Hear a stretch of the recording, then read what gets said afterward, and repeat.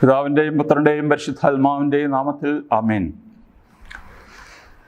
വന്യരായ വൈദിക സഹോദരന്മാരെ, ഇത് നോമ്പിലെ 6-ാമത്തെ ഞായറാഴ്ചയാണ്. കർത്താവ് പിറവി കുരുടനെ സൗഖ്യമാക്കുന്ന സുവിശേഷമാണ്. യോഹന്നാൻ്റെ സുവിശേഷം 9-ാം അധ്യായം 1 മുതൽ 12 വരെയുള്ള വാക്യങ്ങളിൽ നാം വായിക്കുക. ഈ ഞായറാഴ്ചയ്ക്ക് നമുക്ക് നൽകപ്പെട്ടിരിക്കുന്ന വേദഭാഗം 41 വാക്യങ്ങളുണ്ട്.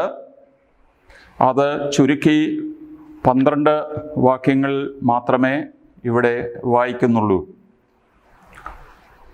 അവൻ കടന്നു പോകുമ്പോൾ ജന്മനാ അന്ധനായ ഒരുവനെ കണ്ടു. ശിഷ്യന്മാർ യേശുവിനോട് ചോദിച്ചു, റബ്ബി, ഇവൻ അന്ധനായി ജനിച്ചത് ആരുടെ പാപനിമിത്തമാണ്? ഇവൻ്റെയോ ഇവൻ്റെ മാതാപിതാക്കന്മാരുടെയോ? യേശു മറുപടി പറഞ്ഞു,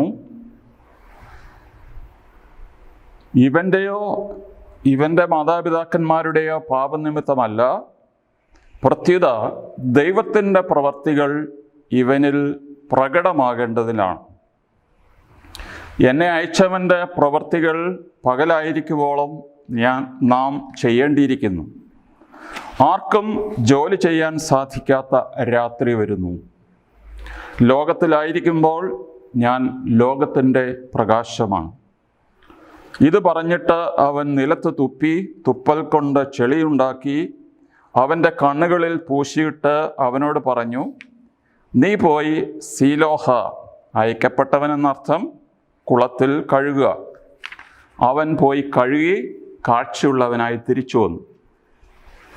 അയൽക്കാരും അവനെ മുമ്പ് യാചകനായി കണ്ടിട്ടുള്ളവരും പറഞ്ഞു, ഇവൻ തന്നെയല്ലേ അവിടെ ഇരുന്ന് ഭിക്ഷ യാചിച്ചിരുന്നവൻ? ചിലർ പറഞ്ഞു, ഇവൻ തന്നെ. മറ്റു ചിലർ പറഞ്ഞു, അല്ല, ഇവൻ അവനെപ്പോലെ ഇരിക്കുന്നു എന്നേ ഉള്ളൂ. എന്നാൽ അവൻ പറഞ്ഞു, ഞാൻ തന്നെ. അപ്പോൾ അവർ അവനോട് ചോദിച്ചു, എങ്ങനെയാണ് നിന്റെ കണ്ണുകൾ തുറക്കപ്പെട്ടത്?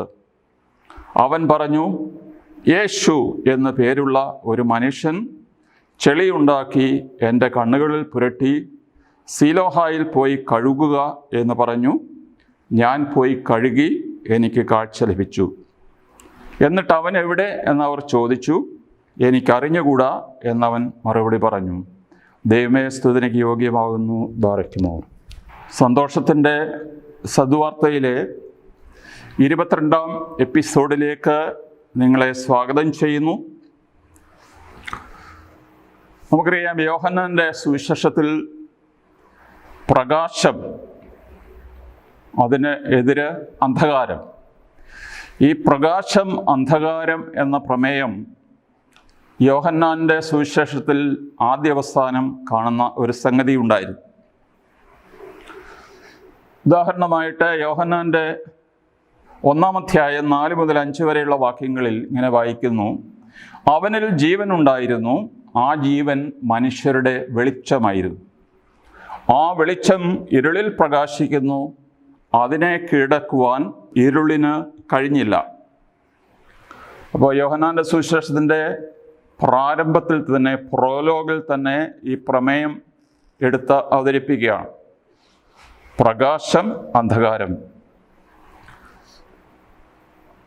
അതേ അധ്യായം 9-ാം വാക്യം, എല്ലാ മനുഷ്യരെയും പ്രകാശിപ്പിക്കുന്ന യഥാർത്ഥ വെളിച്ചം ലോകത്തിലേക്ക് വരുന്നുണ്ടായിരുന്നു. ചിലരൊക്കെ തെറ്റിദ്ധരിച്ചു, സ്നാപകയോഹന്നാനാണ് മിശിഹ എന്ന് തെറ്റിദ്ധരിച്ചത്.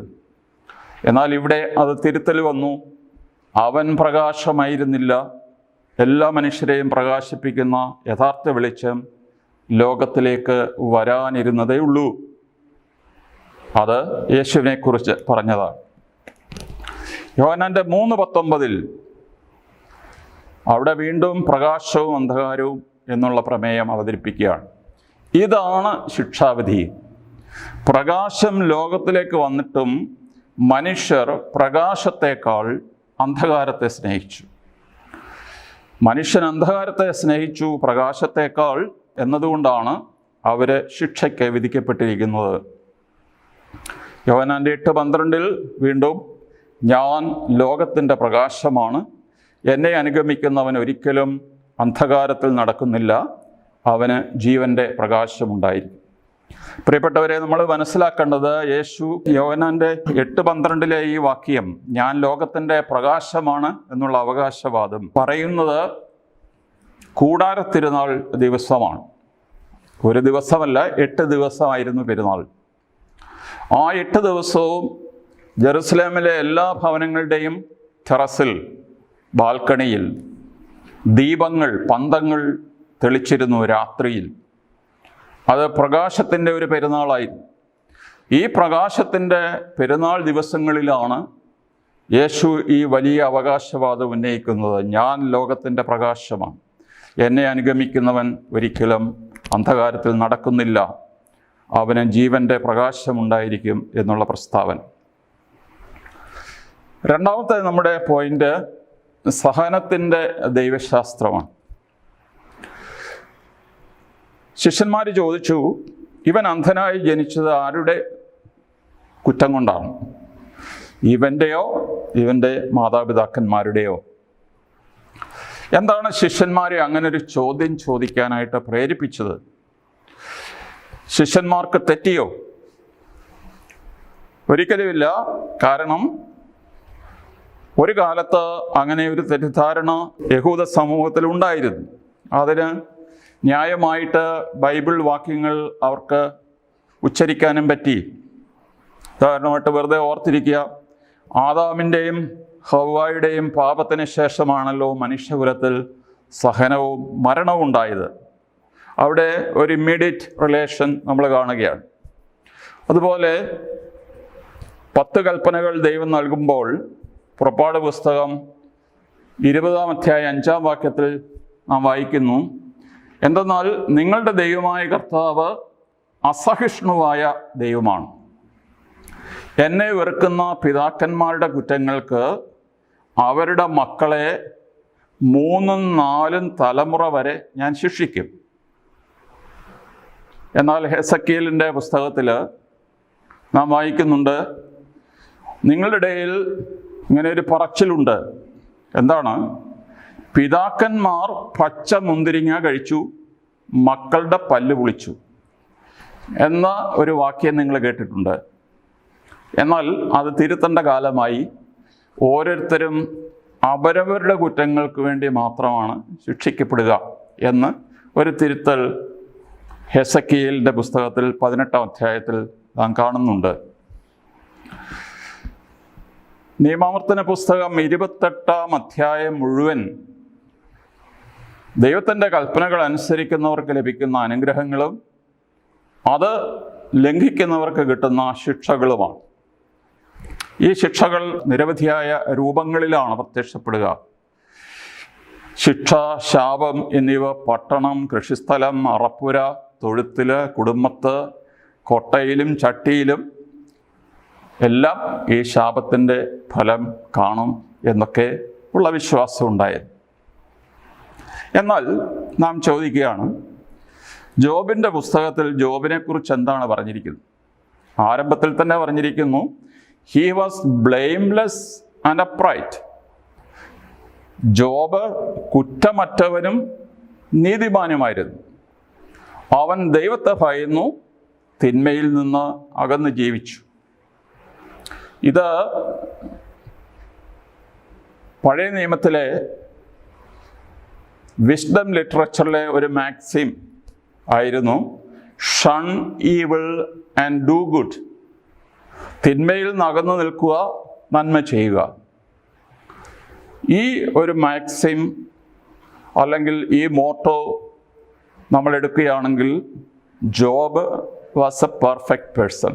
He was blameless, upright. അവൻ കുറ്റമറ്റവനും നീതിമാനുമായിരുന്നു. അവൻ ദൈവത്തെ ഭയന്നു, തിന്മയിൽ നിന്ന് അകന്ന് ജീവിച്ചു. എങ്കിൽ എന്തുകൊണ്ടാണ് ദൈവം അവന് വലിയ ഒരു സഹനം കൊടുത്തത്?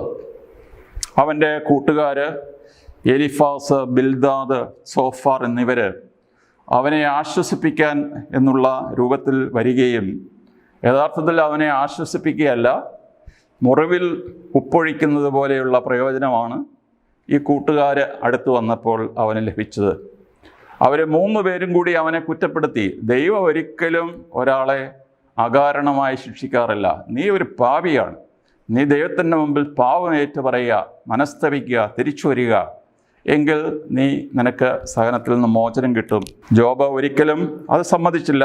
കാരണം അവനറിയാമായിരുന്നു അവൻ ദൈവത്തെ ഭയപ്പെട്ടു, തിന്മയിൽ നിന്ന് അകന്ന് ജീവിച്ചു എന്നുള്ള കാര്യം. ഇവിടെ യേശു എന്താണ് മറുപടി പറഞ്ഞത് ശിഷ്യന്മാരുടെ ചോദ്യത്തിന്? ആരുടെ കുറ്റം മൂലമാണ് ഈ സഹനം? മറുപടി, ദൈവത്തിൻ്റെ പ്രവർത്തികൾ ഇവനിൽ പ്രകടമാകേണ്ടതിനാണ്. എന്നെ അയച്ചതിൻ്റെ പ്രവർത്തികൾ പകലായിരിക്കുവോളം നാം ചെയ്യേണ്ടിയിരിക്കുന്നു.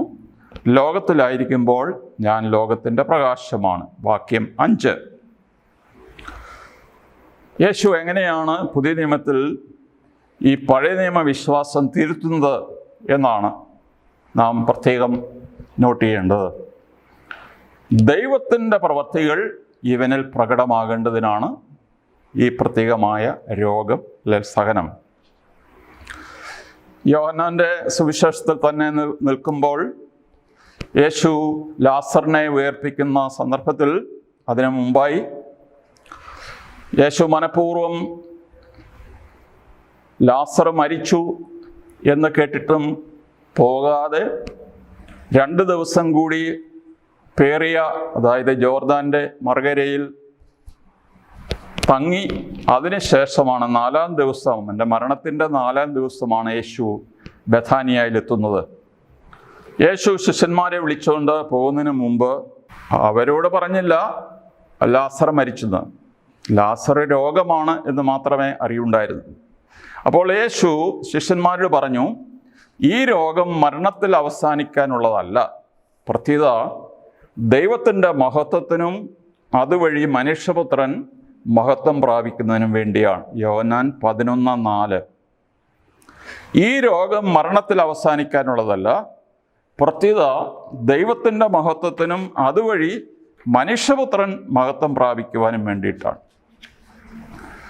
നമുക്കത് ഇന്ന് വിശ്വസിക്കാൻ പ്രയാസമാണ്. നമുക്കൊരു അപകടം വരുന്നു, ഒരു രോഗം വരുന്നു, ക്യാൻസർ വരുന്നു, ഇത് ദൈവത്തിൻ്റെ മഹത്വത്തിന് വേണ്ടിയിട്ടാണ് ഇത് വന്നത് എന്ന് വിശ്വസിക്കാൻ നമുക്ക് പ്രയാസമുണ്ട്. ആ കാര്യം നമ്മൾ സമ്മതിച്ചേ പറ്റുള്ളൂ.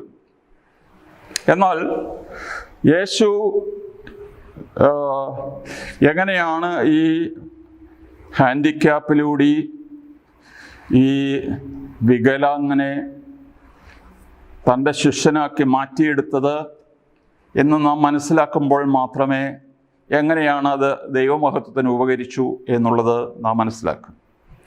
യേശു നടത്തിയ ഹീലിംഗ്, തുപ്പൽ കൊണ്ട് ചെളി ഉണ്ടാക്കി കണ്ണിൽ പൂശി ശിലാകുളത്തിൽ പോയി കഴുകുക എന്ന് പറയും. ഇന്നത്തെ നമ്മുടെ പെർസെപ്ഷൻ അനുസരിച്ച് അല്ലെങ്കിൽ മെഡിക്കൽ നോളജ് വെച്ചുകൊണ്ട് ഇതൊരിക്കലും നമുക്ക് അംഗീകരിക്കാൻ പറ്റാത്ത ഒരു സംഗതിയാണ് തുപ്പൽ കൊണ്ട് ചേറുണ്ടാക്കി അത് കണ്ണിൽ പൂശുക എന്ന് പറഞ്ഞാൽ. എന്നാൽ അന്നത്തെ കാലത്ത് ഒരു വിശ്വാസമായിരുന്നു മനുഷ്യൻ്റെ സലൈവയ്ക്ക് കണ്ണുരോഗങ്ങൾ സുഖപ്പെടുത്തുവാൻ കഴിവുണ്ട് എന്നുള്ളത്. ഇതൊക്കെ നമ്മുടെ നാട്ടിൽ നടക്കുന്ന കാര്യങ്ങളാണ്, നമ്മളത് അംഗീകരിക്കുന്നില്ലെന്ന് മാത്രമേ ഉള്ളൂ. ഒരു കൊച്ചിൻ്റെ കണ്ണിൽ കരട് പോകുമ്പോൾ അമ്മ എന്താണ് ചെയ്യുക? അമ്മ കൺപോള തുറന്നു പിടിച്ചുകൊണ്ട് അതിലേക്ക് ശക്തിയായിട്ട് ഊതുന്നു. ആ ഊതുന്ന കൂട്ടത്തിൽ അമ്മയുടെ സലൈവയുടെ പാർട്ടിക്കിൾസ് കൊച്ചിൻ്റെ കണ്ണിൽ ചെല്ലുന്നു. അവിടെ കണ്ണിൽ വെള്ളം വരുന്നു. ആ വെള്ളത്തോടെ പൊടി മാറുന്നു. ഇതൊക്കെ നമ്മൾ അനുദിനം നമ്മുടെ വീടുകളിൽ കാണുന്ന സംഗതിയാണ്. എന്നാൽ അതെന്തുമാത്രം ഹൈജീനിക്കാണ്, മെഡിക്കലാണ് എന്നൊക്കെ ചോദിച്ചാൽ നമുക്ക് അത് പറയാൻ സാധിക്കുകയില്ല. നമുക്ക് അവസാനമായിട്ട് ചിന്തിക്കേണ്ടത്, ഈ പിറവിക്കുരുടൻ അവന് ആയുസ്സിൽ ലോകത്തിൻ്റെ വെളിച്ചം കണ്ടിട്ടുള്ള വ്യക്തിയായിരുന്നില്ല. അവൻ്റെ മാതാപിതാക്കന്മാരുടെയോ സഹോദരങ്ങളുടെയോ മുഖം കണ്ടിരുന്നില്ല. എന്താണ് ഒരു റോസപ്പൂ എന്നവന് സങ്കല്പിക്കാൻ പോലും പറ്റുകയില്ലായിരുന്നു. അങ്ങനെയുള്ള ഒരു മനുഷ്യന് കർത്താവ് സൗഖ്യം കൊടുത്തത് വഴിയായി പ്രോഗ്രസീവായിട്ടൊരു റെവലേഷൻ, ഒരു വെളിപാട് അവന് ലഭിക്കുകയാണ്. ഈ മനുഷ്യൻ കാഴ്ച കിട്ടി എന്നറിഞ്ഞപ്പോൾ തന്നെ പരീശന്മാർ അവന് ചുറ്റും കൂടി. ആരാണ് കാഴ്ച തന്നത്, എന്താണ് ചെയ്തത്, അവൻ ആരാണ് എന്നൊക്കെയുള്ള ചോദ്യങ്ങൾ. ഈ അന്ധനെ കൊണ്ട് കർത്താവിനെ എങ്ങനെയെങ്കിലും കൊടുക്കുക എന്നുള്ളതായിരുന്നു അവരുടെ ലക്ഷ്യം. ആരാണ് നിനക്ക് സൗഖ്യം തന്നത്? അവൻ പറയുന്നു, യേശു എന്നു പേരുള്ള ഒരു മനുഷ്യനാണ് എനിക്ക് സൗഖ്യം തന്നത്. അവനെവിടെ? അവന് ജനക്കൂട്ടത്തിൻ്റെ നടുവിൽ എവിടെ പോയി? പക്ഷേ ആരോ അവനോട് പറഞ്ഞു, യേശു എന്നു പേരുള്ള ഒരു മനുഷ്യനാണ്. അപ്പോൾ അതാണ് ആദ്യത്തെ സ്റ്റേജ്. 2, അവനുമായി തർക്കമായി. ഇവനൊരു പാപിയാണ്. കാരണം ശാബത്ത് ലംഘിക്കുന്നവരെല്ലാം പാപികളാണ്. ശാബത്തിലാണ് ഈ സൗഖ്യം കൊടുത്തിരിക്കുന്നത്. അതുകൊണ്ട് പാപിയായ ഒരുത്തന് ഒരിക്കലും ഇതുപോലുള്ള ഒരു അത്ഭുത പ്രവർത്തനം നടത്താൻ പറ്റില്ല. എന്നാൽ ഈ ചെറുപ്പക്കാരൻ ശഠിച്ചു. അവൻ പറഞ്ഞു, അല്ല, അവനൊരു പ്രവാചകനാണ്. രണ്ടാമത്തെ, യേശു എന്നു പേരുള്ള മനുഷ്യൻ. രണ്ടാമത് അവൻ പറയുന്നു, ഒരു പ്രവാചകനാണ്. പ്രീശന്മാർ വീണ്ടും പറഞ്ഞു, അവൻ പാപിയാണ്. പാപത്തിൽ ജീവിക്കുന്നവന് ഒരിക്കലും ദൈവം അവൻ്റെ കൂടെ പ്രവർത്തിക്കുകയില്ല. എന്നാൽ ഈ ചെറുപ്പക്കാരൻ പറഞ്ഞു, അവൻ ദൈവത്തിൽ നിന്നുള്ളവനാണ്. ദൈവത്തിൽ നിന്നുള്ളവനല്ലാതെ ഒരു പിറവിക്കുരുടന് ആരെങ്കിലും കാഴ്ച കൊടുത്ത ഒരു സംഭവം ഇതുവരെ ലോകത്തിൻ്റെ ചരിത്രത്തിൽ എഴുതപ്പെട്ടിട്ടില്ല. അവൻ ദൈവത്തിൽ നിന്നുള്ളവനാണ്. പ്രീശന്മാരെന്ത് ചെയ്തു? അവനെ സിനഗോഗിൽ നിന്ന് പുറത്താക്കി, അവരുടെ പ്രാർത്ഥനാ സമ്മേളനത്തിൽ നിന്ന് പുറത്താക്കി. അതിനുശേഷം യേശു ചുറ്റിക്കറങ്ങിയ ശേഷം അവനെ വീണ്ടും ദേവാലയ അങ്കണത്തിൽ കണ്ടുമുട്ടി.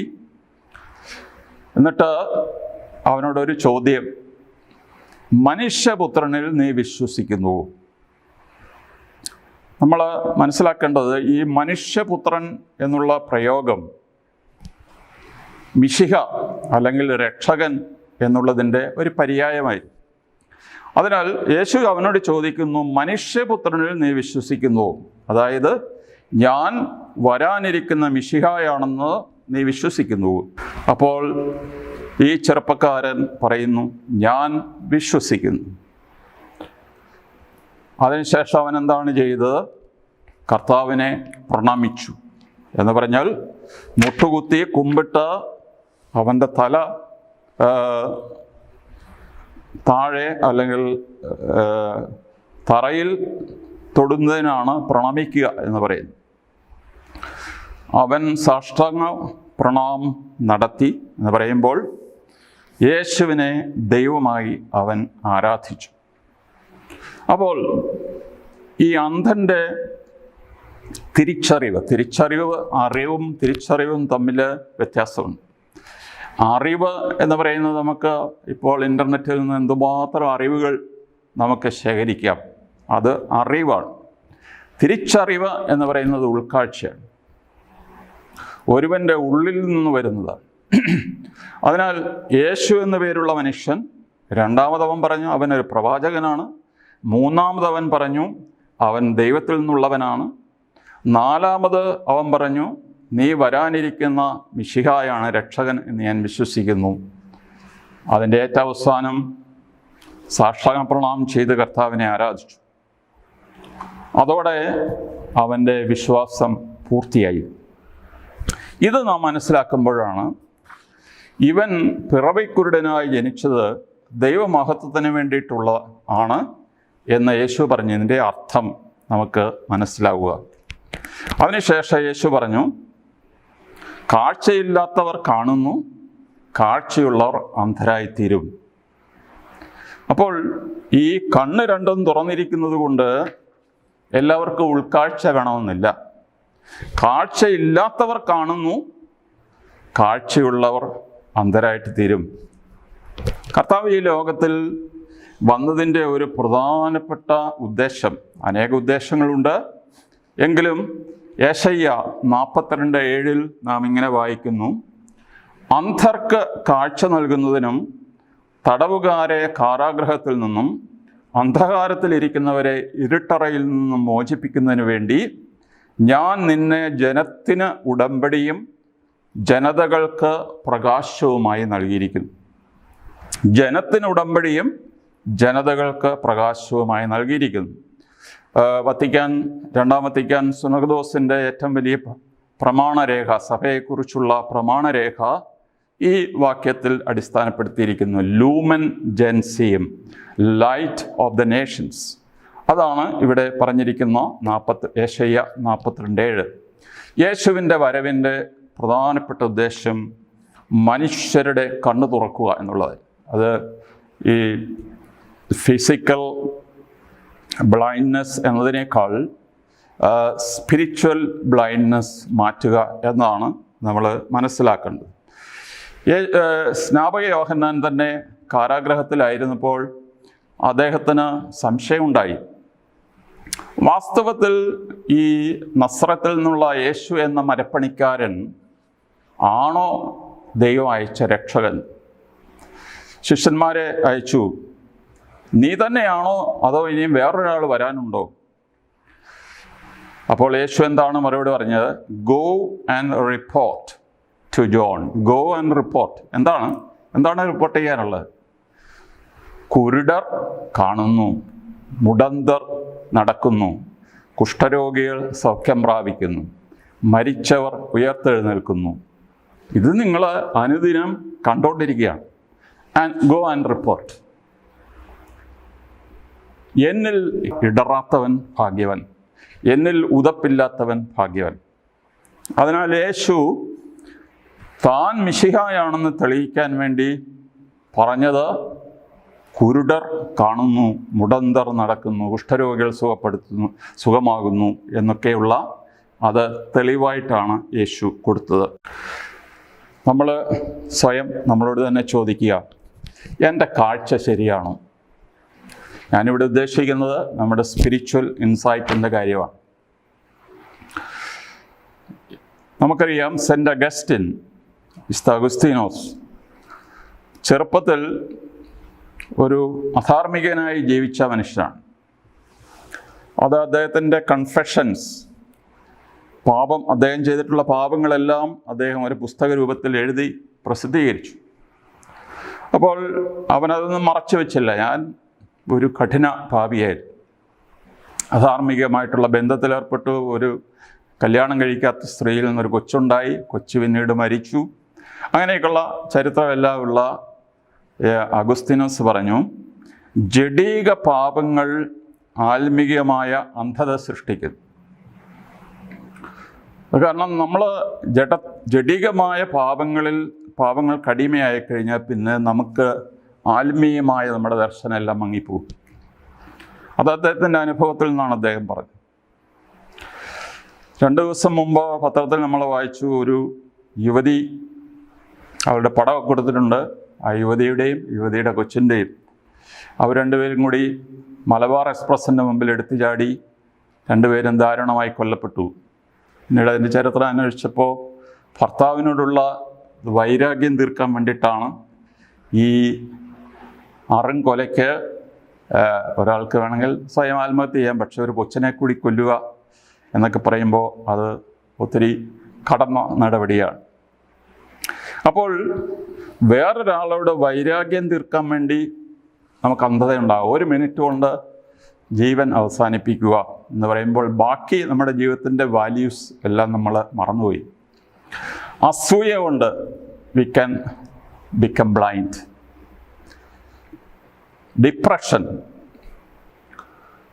ഒരിക്കൽ ഞാൻ ഓർക്കുന്നു, ഒരു 10-24 വയസ്സുള്ള ഒരു പെൺകുട്ടി, ഞാൻ ജർമ്മനിയിൽ ഒരു പള്ളി വികാരിയായിരിക്കുമ്പോൾ അവൾ പറഞ്ഞു, I want to talk to you. അപ്പോൾ അവിടെ പ്രശ്നം എന്തായിരുന്നു, അവൾക്ക് ആത്മഹത്യ ചെയ്യണമെന്ന് ഇങ്ങനെ വീണ്ടും വീണ്ടും ആഗ്രഹം ഉണ്ടാവുക. അപ്പോൾ ഞാൻ അതിൻ്റെ എതിരായിട്ടുള്ള കാരണങ്ങളൊക്കെ പറഞ്ഞു.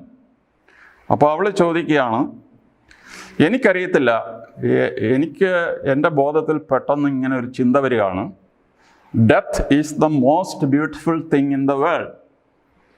മരണമാണ് ലോകത്തിലെ ഏറ്റവും മനോഹരമായ സംഭവം. അത് മരണമേറ്റ മനോഹരമാണെങ്കിൽ why can't I have it എന്നുള്ളൊരു ചിന്തയാണ് എൻ്റെ മനസ്സിൽ വരുന്നത് എന്ന് പറഞ്ഞു. നിർഭാഗ്യവശാൽ ആ പെൺകുട്ടി വീണ്ടും ഒരു അറ്റംപ്റ്റ് നടത്തുകയും അതിൽ മരിച്ചു പോവുകയും ചെയ്തു. ഒറ്റ നിമിഷം കൊണ്ട് നമ്മുടെ ചിന്ത അങ്ങ് മാറുകയാണ്. നമുക്ക് ഈ അവസരത്തിൽ പ്രാർത്ഥിക്കാനുള്ളത്, ദൈവം നമ്മുടെ കണ്ണ് തുറക്കണം. വിശുദ്ധ പൗലോസ് ദമാസ്കസിലേക്ക് പോകുന്ന വഴിക്ക് ക്രിസ്ത്യാനികളെല്ലാം അറസ്റ്റ് ചെയ്ത് ജയിലിലടക്കണം എന്നൊക്കെയുള്ള ആഗ്രഹത്തോടു കൂടി വലിയ മതവൈരാഗ്യത്തിൽ ഇങ്ങനെ കുതിരപ്പുറത്ത് പാഞ്ഞു പോകുമ്പോൾ ഒരു ഇടിമിന്നൽ വന്നിട്ട് അവനെ ഇടിച്ച് താഴെയിട്ടു. പിന്നീട് പറയുന്നു, അവന് 3 ദിവസത്തേക്ക് അന്ധനായി. അതിനുശേഷം അവനെ ആരോ കൂട്ടി ഹനനിയ എന്ന് പറയുന്ന ആളുടെ വീട്ടിലേക്ക് കൊണ്ടുപോയി. ബാക്കിയുള്ള കാര്യങ്ങളൊക്കെ നമുക്കറിയാം. ഹനനിയ പ്രാർത്ഥിച്ചു കഴിഞ്ഞപ്പോൾ അവൻ്റെ കണ്ണിൽ നിന്ന് ചെതുമ്പൽ പോലെ ഒരു സംഗതി പൊഴിഞ്ഞു വീണു. അതിനുശേഷം അവന് കാഴ്ച ലഭിച്ചു. അപ്പോൾ അവന് ഫിസിക്കലായിട്ടുള്ള ഒരു വ്യത്യാസമല്ല ഉണ്ടായത്, അവൻ്റെ ആത്മീയമായ കാഴ്ചപ്പാടിൽ എൻറ്റയർലി ഡിഫറെൻറ്റ് പേഴ്സൺ. അതിനുശേഷം കർത്താവായ യേശുവിനെ കണ്ട ശേഷം പൗലോസിൽ വന്ന മാറ്റം എത്ര ഭയങ്കരമായിരുന്നു എന്നുള്ളത് നമുക്ക് അദ്ദേഹത്തിൻ്റെ ലേഖനങ്ങളിൽ നിന്നും പിന്നീട് AD 67 അല്ലെ 68 റോമിൽ വെച്ച് കഴുത്ത് അറക്കപ്പെട്ട് കർത്താവിന് വേണ്ടി കൊല്ലപ്പെടുകയാണ് ഉണ്ടായത് പൗലോസ്. അപ്പോൾ ഒരാളുടെ ജീവിതത്തിൽ വന്നിട്ടുള്ള വലിയ മാറ്റം അത് തീർച്ചയായിട്ടും നമുക്ക് പ്രാർത്ഥിച്ചെടുക്കേണ്ട ഒരു സംഗതിയാണ്. നമ്മുടെ നോമ്പിലെ പ്രാർത്ഥനയിൽ, പ്രഭാത പ്രാർത്ഥനയിൽ പ്രാരംഭ പ്രാർത്ഥന, കർത്താവെ നിൻ്റെ അറിവിൻ്റെയും വിജ്ഞാനത്തിൻ്റെയും പ്രഭയാൽ ഞങ്ങളുടെ ആത്മാക്കളെ പ്രകാശിപ്പിക്കണമേ. അബദ്ധത്തിൻ്റെയും പാപത്തിൻ്റെയും അന്ധകാരത്തെ ഞങ്ങൾ നകറ്റണമേ. അജ്ഞതയാകുന്ന തമസ്സിനെ ഞങ്ങളുടെ ജീവിതത്തിൽ നിന്ന് വിദൂരത്തിൽ തള്ളിക്കളയണമേ. ദുഷ്ടാത്മാക്കളുടെ ഗണികളെയും നാശത്തിലേക്ക് ഞങ്ങളെ വീശിപ്പിടിക്കുവാൻ ആഗ്രഹിക്കുന്നവരുടെ എതിർപ്പുകളെയും തകർക്കുമാറാകണമേ. പിതാവും പുത്രനും പരിശുദ്ധാത്മാവുമായ സർവേശ്വര, നിരന്തരം നിന്നെ ഞങ്ങൾ പൂർണ്ണമായി ഏറ്റുപറയുവാൻ തക്കവണ്ണം നിൻ്റെ കൃപയുടെ കതിരുകൾ ഞങ്ങളിൽ പ്രശോഭിപ്പിക്കണമേ. ആമീൻ. ഇത് മനോഹരമായ ഒരു പ്രാർത്ഥനയാണ്. അതായത് ദൈവത്തിൻ്റെ പ്രകാശത്തിൻ്റെ കതിരുകൾ നമ്മളെ സ്പർശിക്കുമ്പോഴാണ് നമ്മൾ യഥാർത്ഥത്തിൽ കാണാൻ പോകുന്നത്. ഇപ്പോൾ നമ്മുടെ കൺമുമ്പിൽ ഒരു പുകമറയുണ്ട്. കണ്ണാടിയിലെന്ന പോലെ നാം ഇപ്പോൾ കാണുന്നു. പണ്ടത്തെ കണ്ണാടി പാറ ഉരച്ച കണ്ണാടിയാണ്. ഈ ഗ്രാനൈറ്റ് പോളിഷ് ചെയ്തിട്ട് നോക്കുക, നിങ്ങളുടെ മുഖത്തിൻ്റെ ഏതാണ്ടൊരു രൂപം കാണാം. പക്ഷേ ഒരു മിറർ കണ്ണാടിയിൽ നോക്കുന്ന പോലെ ഒന്നും നമുക്ക് തെളിഞ്ഞു കാണാൻ പറ്റില്ല. അന്നത്തെ കണ്ണാടി കല്ലുമിനുക്കിയ കണ്ണാടിയായിരുന്നു. അപ്പോൾ പൗലോസ് പറഞ്ഞു, കണ്ണാടിയിൽ എന്ന പോലെ നാം ഇന്ന് കാണുന്നു, അന്ന് നമ്മൾ മുഖാഭിമുഖം കാണും. കർത്താവായിരിക്കുന്നത് പോലെ നമ്മൾ കാണും.